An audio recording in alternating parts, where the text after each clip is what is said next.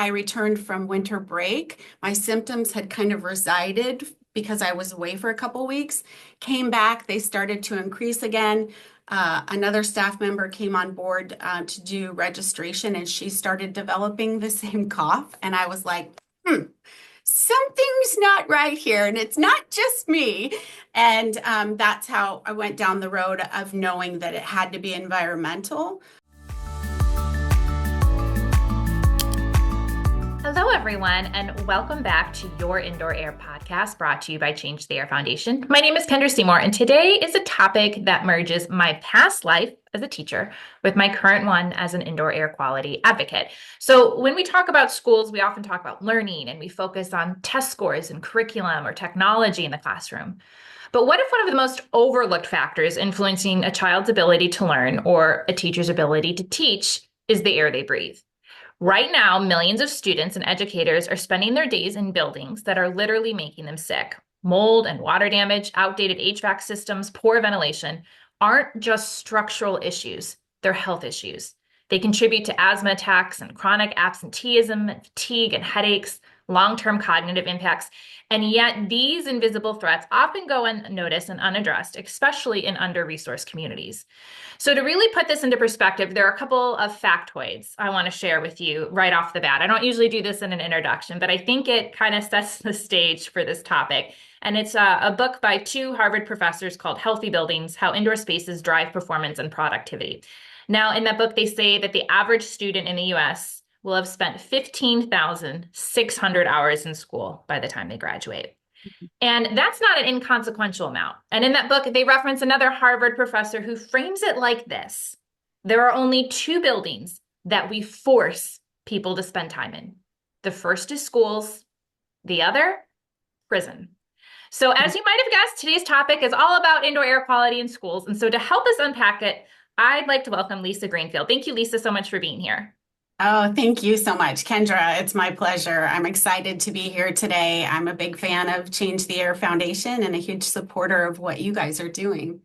Before we jump in, I want to tell you a bit about Lisa. Now, she is a national indoor air quality specialist at Air Lab USA with nearly 2 decades of experience in U.S. pre-K through 12 public schools and early Head Start programs. A Drake University alumni, she consults and educates on poor indoor air quality, emphasizing preventative measures and the AAA approach to protect occupants from infectious aerosols, particulates, and pathogens in shared spaces.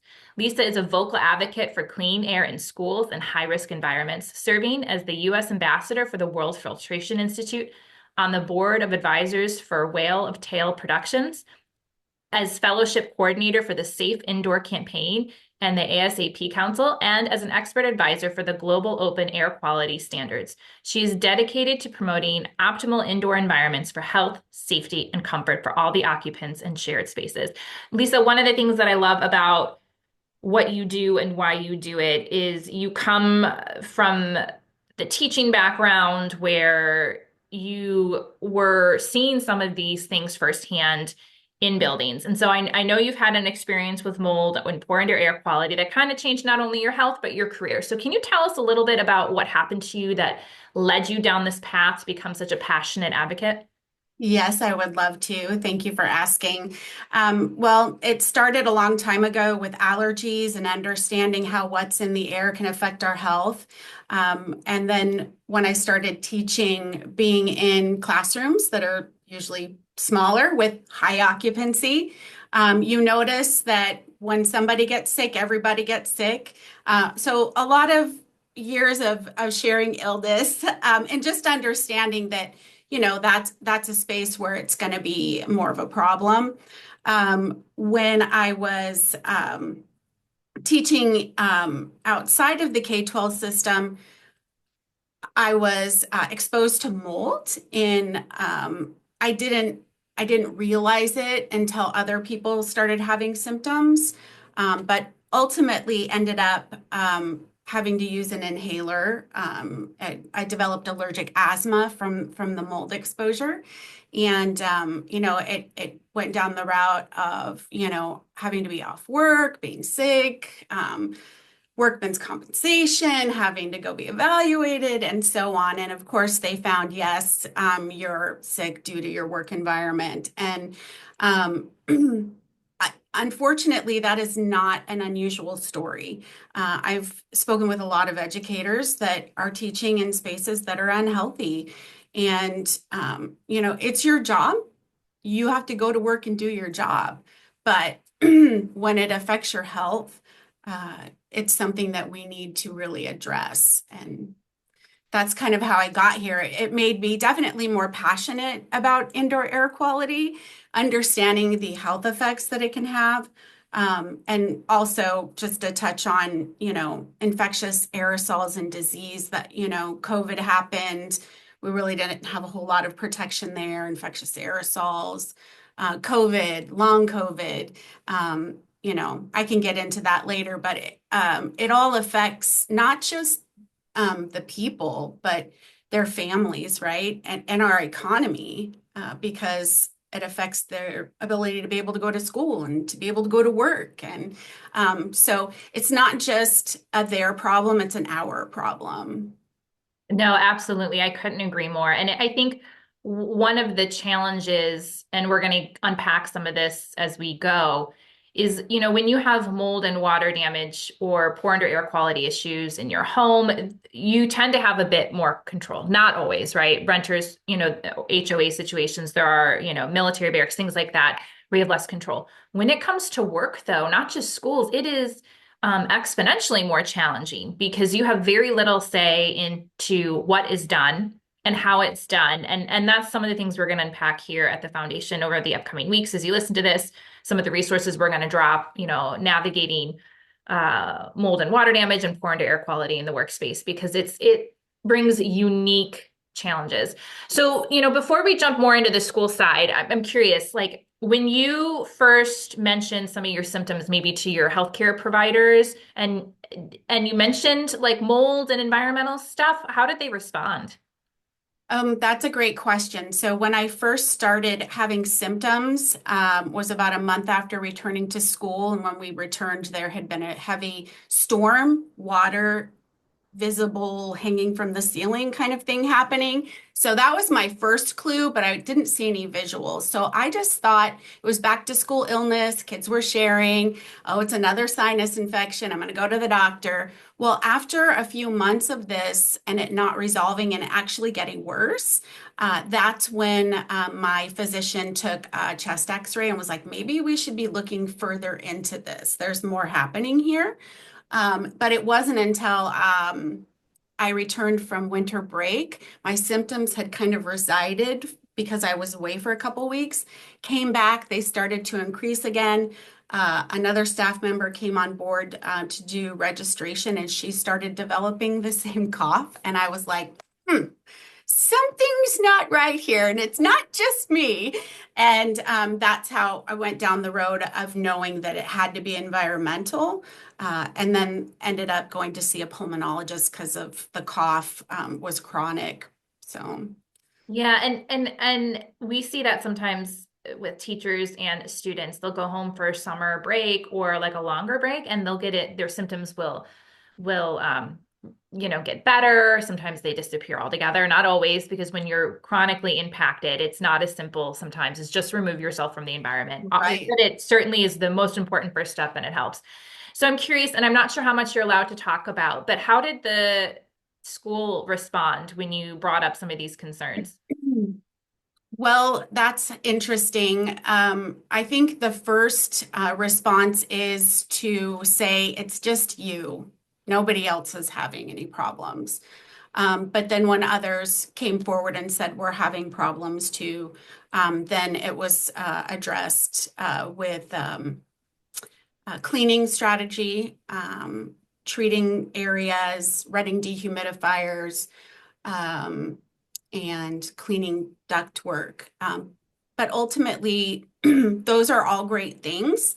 But if you don't address the source, you're not fixing the problem. And the source was a below grade classroom, and inadequate drainage Yeah. and the humidity and moisture buildup there.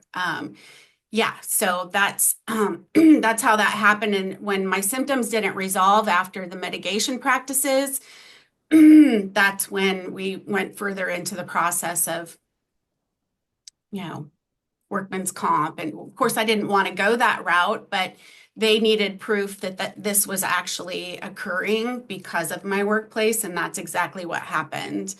Yeah. So, I am so sorry because and this isn't an attack on schools. I don't want anyone thinking that. We no. understand how underfunded they are. They're working with minimal resources. They're caught behind, between a rock and a hard place. And we're going to look into that. And this isn't just an individual school. I'm going to share some stats with everyone that Mhm. shows how widespread this is in our country. Um, but what I think happens far too often, and this is one of the things we're working at the foundation to change, is I don't think most people realize that the mold inspection and remediation industries are still both relatively young, but only 7 states require any kind of formal certification or licensure. And as a result, it's a lot of free for all. Not all the intervention practices are safe, nor are they effective. We see a lot of painting over of bleach or painting over, excuse me, of building materials or just scrubbing it off. And to your point, we're not addressing the root cause. And we're also not dealing with any um, contaminants from mold and mycotoxins, bacteria safely. And so it's really a compounding problem with how we're addressing this. So I want to share a couple just to kind of set the stage for listeners how widespread the state of our schools are in terms of the building and the health of the overall building. And so the American Society of Civil Engineers gives U.S. public schools a D plus in their infrastructure report card. And you can go online and find this. We'll even link to it. And they found that many of the buildings, public school buildings in the U.S., need comprehensive upgrades and replacements. So I'm going to highlight a few of the stats from their website. So one of them talks about the average age, and I thought this was really shocking, of the main instructional building of most public schools in the US is 49 years old. So that breaks down to roughly 39% being built before 1970, and then another 41% being split evenly between the years of 1970 and 2000 and 2000 and 2023. So these buildings are getting older. Systems are breaking down, materials aren't always getting replaced. And what is most shocking, I think, here is they go on to say that despite the fact that most of these buildings are hitting the 50th year mark, fewer than half have undergone significant renovations since their initial construction, and Mhm. fewer than 1/3 have undergone improvements since 2010. And there's another point here, and this impacts where my children go to schools. We talk about, the main building, what was initially set, but there are many schools across the country who, due to capacity reasons, have had to put out trailers and other things in order to accommodate the number of students. And um, that if we take that into consideration, the number of buildings being rated as fair or poor condition when temporary buildings are involved, that's as many as 45% of schools, which is crazy. Overall, it says that 24% of those permanent school buildings are rated as in fair or poor condition. So with widespread issues with windows and plumbing and HVAC systems. So this is not the occasional story that you hear in the news or what happened to Lisa. So Lisa, based on the work that you've been doing, what kinds of issues are schools commonly facing when it comes to the buildings themselves? And how are these conditions affecting the health of students, teacher, and staff? That's a great question.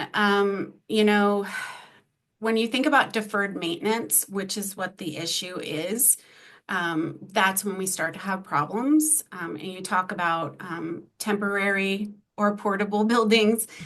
Those are some of the biggest culprits of sick buildings. So when you think about where our students and educators are all day long, you have to consider the effects of poor indoor air quality, right? Like you talked about earlier, cognition, retention, right, of the information, productivity for both the staff and students. I always talk to people about, remember when you were in grade school and it was 2 o'clock in the afternoon and everybody wanted to take a nap because you'd been inside all afternoon since recess and lunch, right? And you were just like, how much do you want to bet the CO2 levels were super high in there? So that's just one of the things. But of course, when you consider like the long-term health effects that can come from exposure, not just to mold, but to particulates, infectious aerosols, those all affect our health, our ability to be able to attend and to attend well. There's a difference between being absent and presenteeism, which, you can be there, but you're pretty much not being productive. And we're there to learn, we're there to teach. And, I would say that the foundation of improvements that need to happen are obviously what brings adequate ventilation. So when you talk about what adequate ventilation is, ASHRAE standard 62.1. When you talk about for mitigation of infectious aerosols, we're talking about ASHRAE 241. In a perfect world, we would run ASHRAE 241 24/7, or at least when there's people in schools, just because of our high occupancy rates.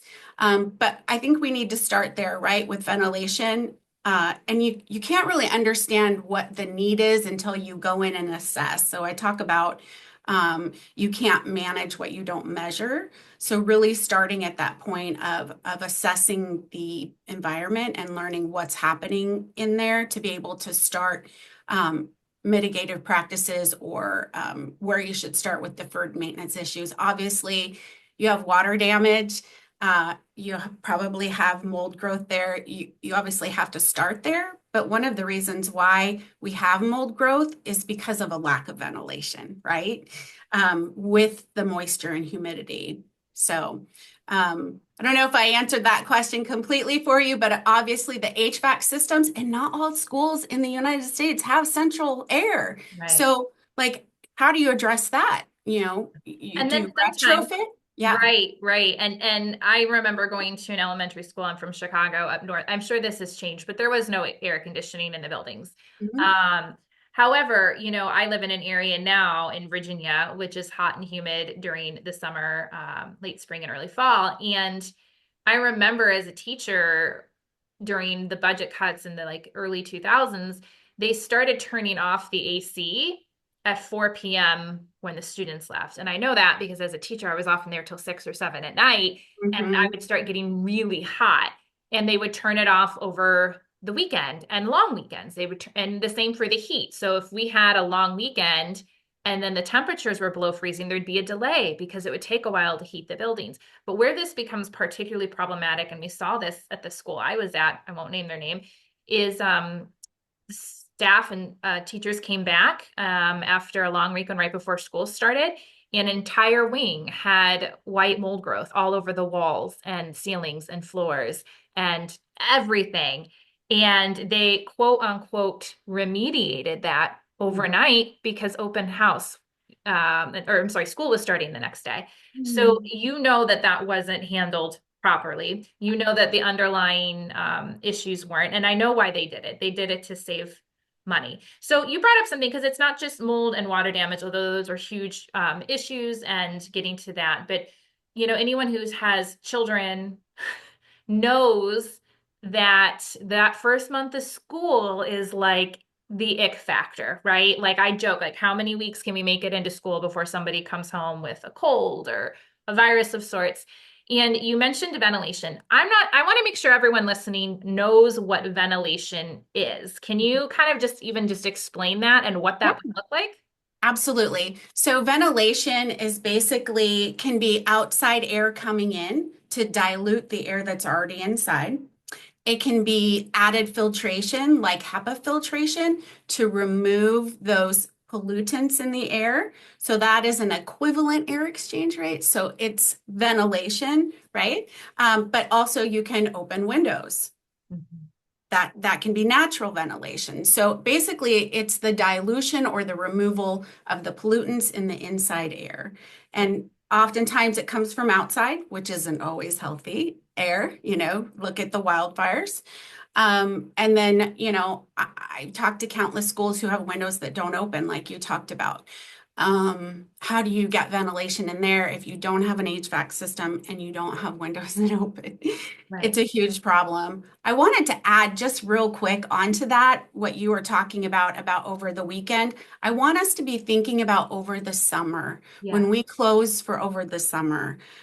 If we shut down our ventilation systems and stop moving that air, we have built up temperature, built up humidity, and the perfect conditions for mold. And so, in an effort to save money, we're actually causing more harm by not keeping the system going. And so, I really want to speak out to my facilities managers and my school boards to say, hey, keep it going. It doesn't have to be high grade cool, but keep the air moving. It's so important. It's like our respiratory system. You got to keep the oxygen and the blood flowing. You got to keep it all flowing. I like to refer to the body because it's very much the same. Yeah. Well, you mentioned something about what is measured and tracked, you can get Mhm. improvement there. So you mentioned something called ASHRAE. Yes. And I want to get into that for a moment, but people are going to say, all right, well, aren't there laws in place that say how much ventilation should be in our schools? Because you're going to cram 25, 30 students and a teacher in a room and they're all next to each other and they're there 6, 7 hours a day. And that air, in many cases, is not being diluted, it's not being filtered. So, is there any kind of standard for public spaces like schools in place? No. Yeah. There's a recommendation. Okay, so let's talk about the recommendation and ASHRAE. I mean, that means voluntary, folks. These are voluntary things. What does that actually look like? Because you mentioned that the two ASHRAE standards. How many times should the air in our classrooms or buildings be replaced Mhm. in order to be considered healthier or more optimal in terms of like reducing disease transmission and other things? Yes, yes. So it depends on the number of people that are in that particular square footage of space. But ultimately, like the bare minimum we say is six air exchanges, but that's like the minimum. It should be upwards of 12, like double that, Yeah. really. Yeah. And depending on what's happening in that space, are we at peak season for allergies, like you talked about? Like, how long is it going to take for my kids to get sick into the school year? Well, the third week in September is going to be your peak week. It's going to be asthma because of all of the allergens in the air, and it's going to be long enough that everybody's been in school together swapping, like I say, cooties. And so when you combine all of those things, you have very busy nurses, school nurses, and a lot of absenteeism. And that connects to funding. Because if children are absent during that time and they're taking a count and they're funded by count, they're losing out on money for the Yeah. school. And we're going to get into that in just a moment. So yeah, Okay. so in terms of the ventilation requirements, they're optional. We want at least Yes. 6 air exchanges per hour. So for those listening, if you're not familiar with ACH, that means theoretically the air in the room is turned over, removed 6 times at a minimum, right? So ideally you're reducing, your chances of exposure. Do you have any data, and I don't mean to put you on the spot, and it's okay if you don't, what ventilation looks like in most schools in terms of compared to that number of 6 air exchanges? Um, I do a lot of reading and research, and in some spaces it's two. Yeah. Yeah. There was Um, Did you yeah. see in the book I mentioned, the Healthy Buildings book? And I couldn't find like a single study. I think it was an aggregate that they created that it said 90% of schools have inadequate ventilation in the Oh United yeah. States. Yeah. So Oh, like this is 9 out of 10 schools, 9 out of 10 rooms are going to be at risk of this, increasing your chances of your child coming home sick, the teacher being absent, yes. asthma increasing. Um, all of these things are at play. Absolutely, yes. And it's something that I think most adults forget about because we've been outside of the classroom so long, but because you and I both spent time in the classroom as adults, um, we definitely saw a different part of it, for sure. Yeah. Yeah. So I And know the work that you do is amazing, and you've shared some information with me before, and I'm hoping we can jump into it because, as we mentioned, schools face funding challenges, addressing indoor air quality, addressing those structural issues. It often feels too expensive, too overwhelming. right. But you've talked before about the cost of not taking action, especially when it comes to student and staff absenteeism. So you have some interesting data. Can you share some of that information? Yeah, absolutely. One of the ways I wanted to be able to reach schools, the decision makers, was to be able to speak their language in the sense of really they're operating on dollars. And so, how are they going to get everything done with the dollars that they have? Yes, they want to have a healthy indoor air quality. Of course, they do. But when it comes down to the bottom line, that's the challenge, right? That's why we have all the deferred maintenance issues. But when you put it in the aspect of the loss that happens, so inaction actually costs more than taking action. So there's been studies upon studies that have shown that simply improving ventilation can give you an ROI of 3 to 6% of your investment. Um, when you implement upgraded filtration like MERV 13 and HEPA filtration, you can see an 8% ROI. And then when you combine all of the interventions that are possible to improve indoor air quality, it can be 60%. So like you could be, in a far better place financially by making these improvements because you're going to have teachers present. You're not having to pay substitute teacher wages or the costs that are involved in lining up substitutes if you have them. Um, and like I talked about, student absenteeism, if you are in a state where they provide payment for, say, student counts, and you have high absenteeism due to poor indoor air quality, you're losing money there. So ultimately, you think about medical costs, health insurance premiums, lost time, lower grades because of not being in school or when you have a substitute. I love you, substitute teachers. We couldn't live without you. But children just aren't as engaged with the substitute. It's just different. And so when we think about all of those things and the changes that we could make that ultimately don't have to cost a lot of money, you really will reap the benefits of it from the improvements. Yeah, and I appreciate you sharing some of that information. I know you've run the numbers on substitutes and the cost of that. I mean, equating to millions and millions and millions of dollars Yes, spent yes, that could be reduced, largely avoided in some cases if some of these steps were taken today. And we haven't touched on it, but there is a lot of research talking about how you meant higher CO2, higher levels of exposure, right? All those cleaning chemicals then that are stuck in these buildings can impact student performance and retention. And so there are some long-term impacts that are very real when we ignore these spaces. So, we're highlighting this problem, and I always like to talk about, well, so what do we do about it? Because mhm, that is why we're here, essentially. So you talk about prevention being key. You talk about, a practical framework, your AAA approach. So can you kind of talk to us about what that approach means and maybe share some real world strategies schools and families can use to be kind of proactive? absolutely. Yeah. One of the things that we talked about earlier is you can't manage what you don't measure. And so going in to the environment and being able to do an assessment to understand what's happening in that space within the indoor air quality. Uh, it is crucial. During COVID and the pandemic, we were throwing air purifiers. Not every space particularly needed, interventions or mitigation. But now we have, like I said, we need a strategy, right? You have to do this just like teaching, right? We start here at the foundation, then we build upon it. It's the same thing with the AAA that I created, assess, so you can come in and find out what's happening in there so that you can then address the issues with improvements like HEPA air purification. Um, uh, some people believe in UV as a mitigation tool, increased ventilation.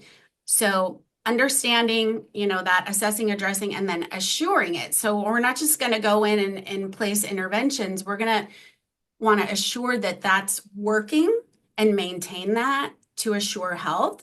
And you can do that with indoor air quality monitoring, as well as there's software out there that's amazing, that can interpret that data, because ultimately a lot of people don't understand the information from an indoor air quality monitor. And because it's in particulates and all of these different sciencey levels, and the software can really interpret that data and give you actionable insights on how to improve indoor air quality and maintain it. So it's a full circle approach, and it's going to look differently for every building owner, but it's a great model to follow to be able to really make those improvements and keep them. Yeah. And I'm a big fan of let's not just start throwing interventions at something without understanding where we're starting from, because then Yes. you need to understand where you are so you can figure out where you want to go in the best way and most affordable way to do that. And I know on Yes. your website, which we'll have you share at the end, if, especially school personnel, facilities managers, you guys are doing a lot of great work there with your company to do that to help schools. And so we'll link to your website so people can check that out. Now, you brought up something, and I thought that it's really worth mentioning because COVID-19 brought a lot of attention to air quality in public buildings. So, in Mhm. your opinion, did it create any like lasting momentum or funding opportunities for schools to improve ventilation? Or are we kind of losing that focus again? So that's a great question. And I think that when it comes to COVID, uh, the one good thing that I can say came from that is just awareness of what's in our air and how it can make us very, very sick or even kill us, right? That's what we learned from that. And I think with the things associated with it, people very much want it to be behind us. Um, but it's not.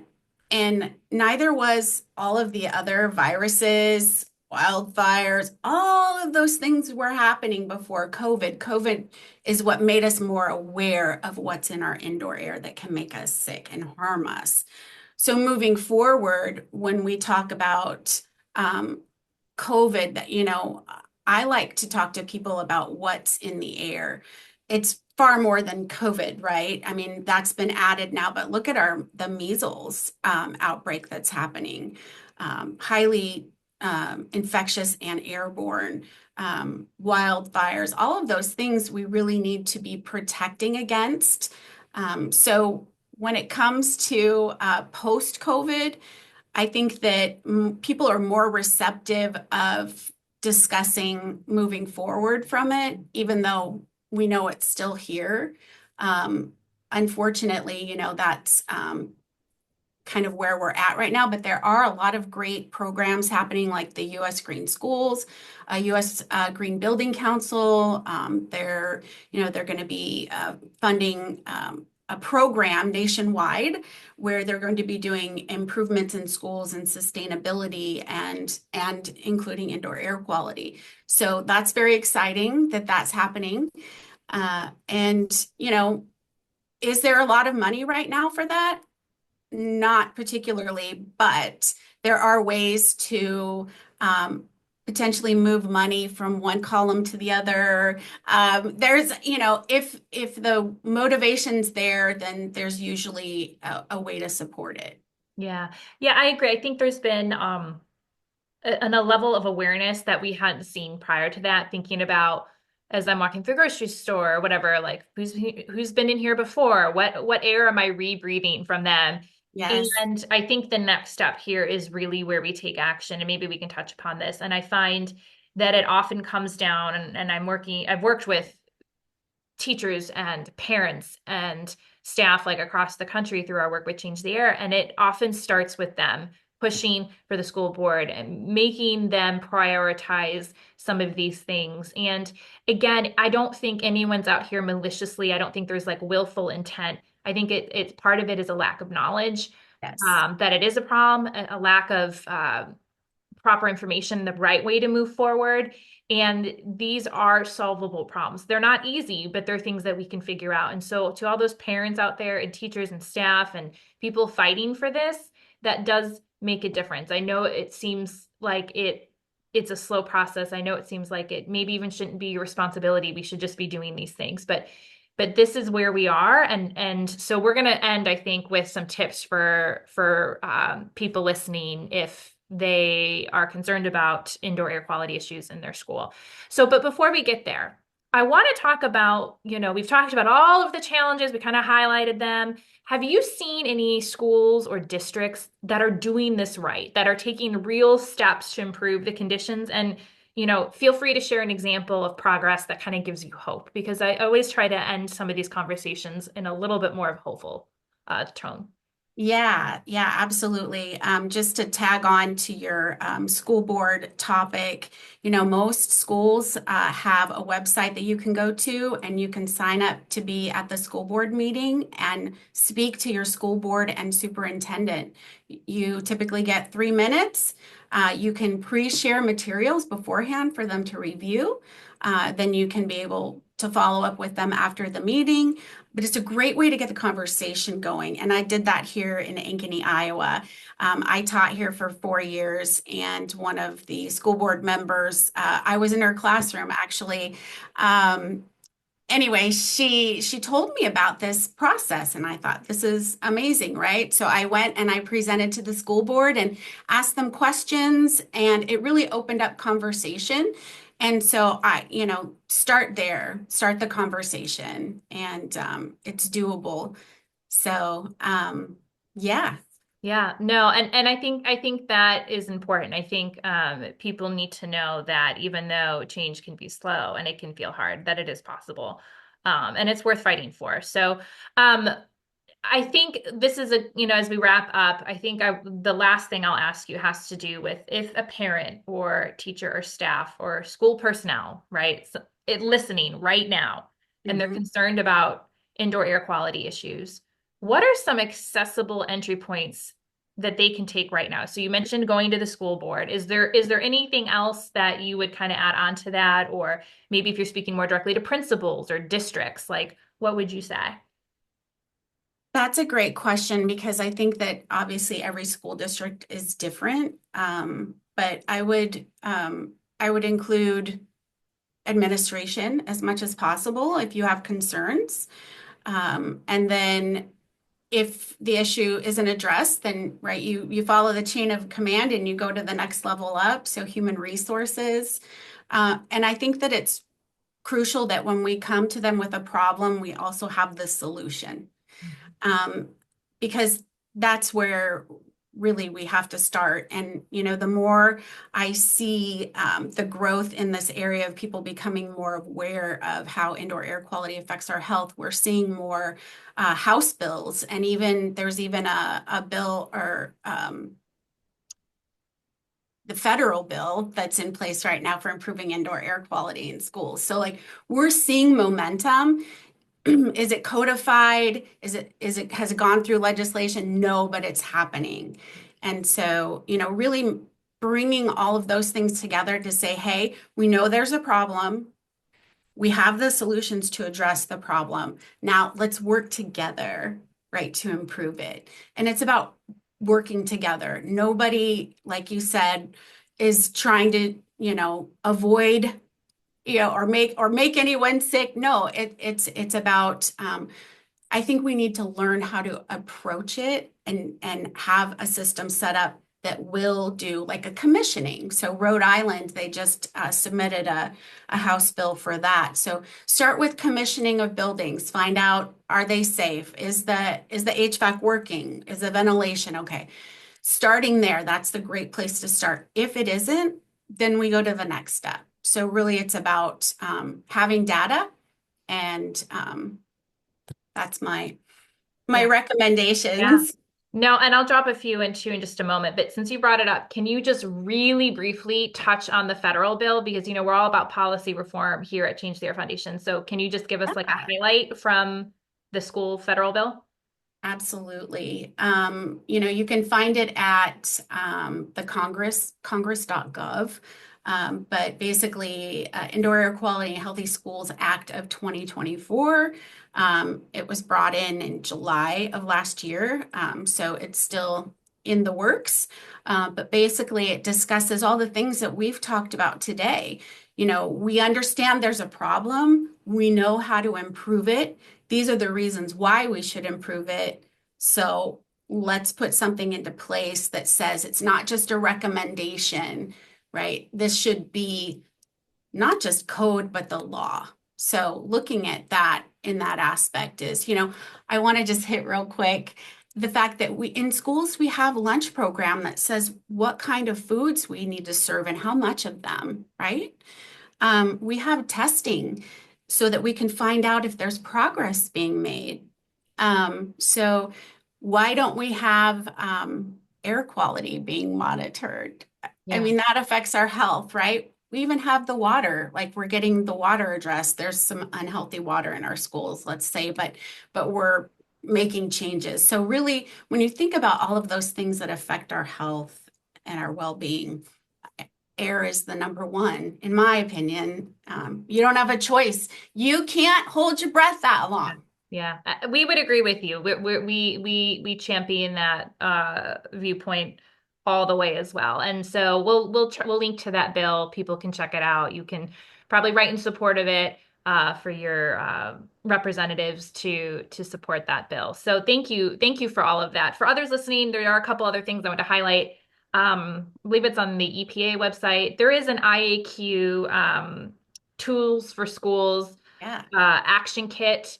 And it has some suggestions, it has some entry points. What I like, it has some checklists, like checklists for teachers. You can look through your room, you can follow that checklist, you can document. Take photos if there's water damage, if there's issues, if you're noticing complaints, things like that. And it can give you a way to start collecting some information that you can bring to your administrators, school building managers, and things like that. And so we'll link to that resource as well. I'm not exactly sure when this episode will drop, but in the late fall, we will be releasing workplace guides from Change the Air Foundation, how you can navigate mold and water damage in spaces, schools, or other places of work. It's not just schools. So be on the lookout for that. So Lisa, this has been incredibly helpful. Thank you for all that you're doing, day in and day out to protect our children and improve the air in our buildings and homes. If people had follow-up questions or wanted to get into contact with you to learn more, how could they do that? Yeah, absolutely. Contact me, L Greenfield at erlab.com. That's my email. I'm here on behalf of our lab. Mhm. They believe in promoting healthy indoor air. They were the developers of the first ductless fume hood for laboratories since 1968. They've been doing this technology with HEPA filtration and activated carbon. So visit our website. It's iaq.erlab.com. And I'm always available to do a presentation on indoor air quality or just answer any questions you may have. I'm so grateful to be able to be here today and talk with you about the importance of indoor air quality.